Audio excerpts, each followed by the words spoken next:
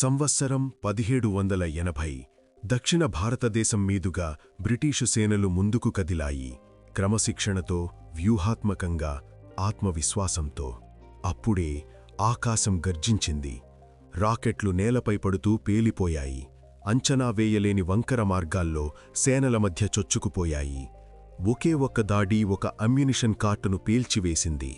కొద్ది క్షణాల్లోనే బ్రిటిష్ సైనిక నిర్మాణం చెదిరిపోయింది. ఆ పరాజయం బ్రిటిష్లను ఒక అసౌకర్యకరమైన నిజాన్ని అంగీకరించాల్సిందిగా చేసింది. సాంకేతికంగా వారు వెనుకబడ్డారు. శతాబ్దాలుగా రాకెట్లు పరిమిత ఆయుధాలే, కాగితం లేదా వెదురుతో తయారైనవి, బలహీనమైనవి, నియంత్రణ లేనివి. గన్పౌడర్ ఎక్కువైతే ప్రయోగం సమయంలోనే పేలిపోయేవి. ఈ సమస్యకు మైసూర్ రాజ్యం ఒక నిర్ణయాత్మక పరిష్కారం కనుగొంది. ఇనుము.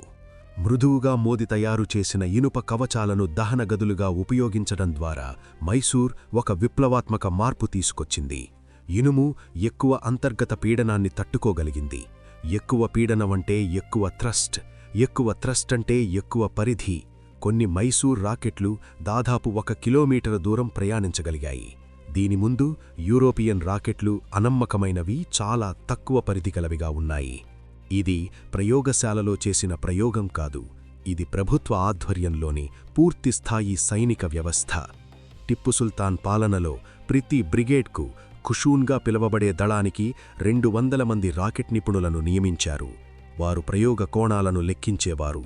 చక్రాల మీదున్న లాంచర్లతో ఒక్కేసారిగా 5, 10, 12 రాకెట్లను ప్రయోగించేవారు. ఇది వ్యవస్థబద్ధమైన రాకెట్ ఆర్టిలరీ. తమ కాలానికి దశాబ్దాల ముందున్న సాంకేతికత. భవిష్యత్తులో వెల్లింగ్టన్ డ్యూక్గా పేరుగాంచిన వ్యక్తి కూడా ఒక వెదురుతోటలో ఈ రాకెట్ల వల్ల దాదాపు ఓడిపోయాడు. బ్రిటిష్ అధికారులిలా రాశారు: ఆ మండల సాంద్రత వడగళ్లు కురుపు కంటే ఎక్కువగా ఉంది. ఈ ఆయుధాలు శరీరాలను మాత్రమే కాదు, మనోధైర్యాన్ని కూడా ధ్వంసం చేశాయి. గుర్రాలు అదుపు తప్పాయి. ఆదేశాల వ్యవస్థ కూలిపోయింది. బ్రిటిష్లు భయాందోళనకు గురయ్యారు. 1799లో మైసూరు చివరకు పతనమయ్యింది. కాని వారిని ఓడించిన ఆ సాంకేతికతను బ్రిటిష్లు నాశనం చేయలేదు. వారు దాన్ని దోచుకున్నారు. 600 లాంచర్లు, 700 పనిచేసే రాకెట్లు, 9000 ఖాళీ ఇనుప కవచాలను. అన్నీ ఇంగ్లండ్లోని రాయల్ వుల్విచ్ ఆర్సెనల్కు తరలించబడ్డాయి.